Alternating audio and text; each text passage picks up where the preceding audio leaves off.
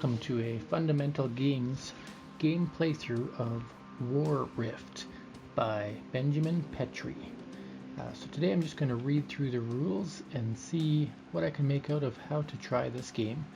This is a deck building game that will cause you to have fun building your deck and losing friends. So we'll take a look at the notebook, and what it suggests here is that we start with some pre-made decks. There are 4 different factions you can be: Soul Guard, Night Fang, Graverend, and Spellstrike. And what we're going to do is we're going to start with a deck of 10 cards. 7 wizards and 3 warriors are in these decks, and then they're going to have another deck that they'll be playing from. Now, the goal is to reach 20 or more Valor points, and you do that by defeating monsters, which come from a shared deck that is next to a place called the Maw. And the player, again, the player who gets the most Valor points wins, and you're going to share the creatures to battle in the Maw. So to set up, each player chooses a guild. So to keep things simple, we're going to take purple for this player here, and that is the Night Fang deck. So we'll grab that, and I'm not sure what to do with that just yet. And we're going to make the opponent be yellow, whatever that is. And so we'll put the opponents here. That'll be their deck, and this will be their other deck of cards. Okay. Only use the monsters /red when playing a 5-player game. Then each player chooses one of their 3 powers to use this game. See card classification below. I'm going to skip the powers part of this game. Then we have each player takes all their mages and warriors out of their guild and makes a separate pile, which I've already done. Each player shuffles their guild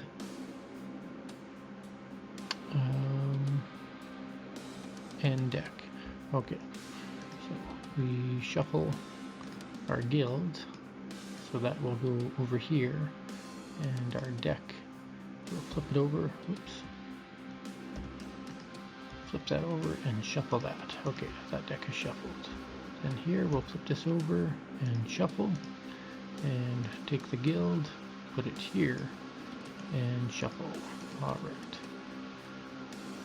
So that part is done. Each player draws 5 cards from their deck. Now when I play, I always play with cards face up, so you can always see what's happening.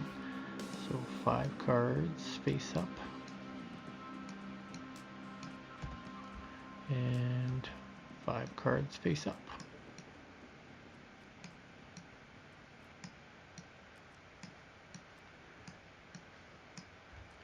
Alright, then it says here, put all the monster cards in a stack, which I've already done over here. This is the monster deck. Shuffle it and find a designated spot, which we have. Find a designated spot for the Rift, which we have, and the Necropolis, which we have. Each player flips up the top 3 cards of their guild and lays those cards in front of them. This is their guild selection. So what we would do is take this that we shuffled, and each pile will have 3 selection options. And same with this one. So I'm doing this other deck upside down just so I don't have to turn the table around. Alright. And so that's their guild selection. Then each player may replace all of his or her flipped cards and replace the cards with the top 3 of that player's guild, called refresh.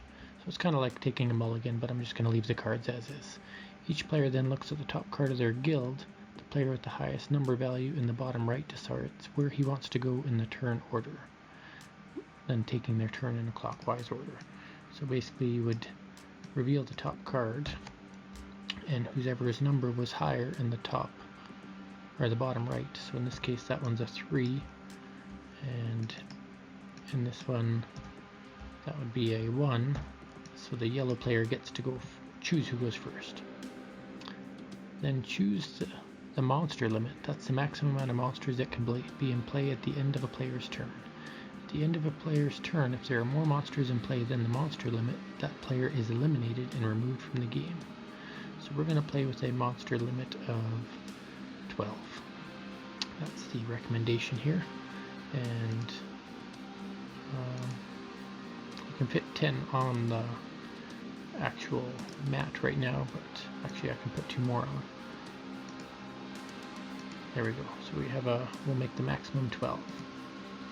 Alright. Parts of a turn.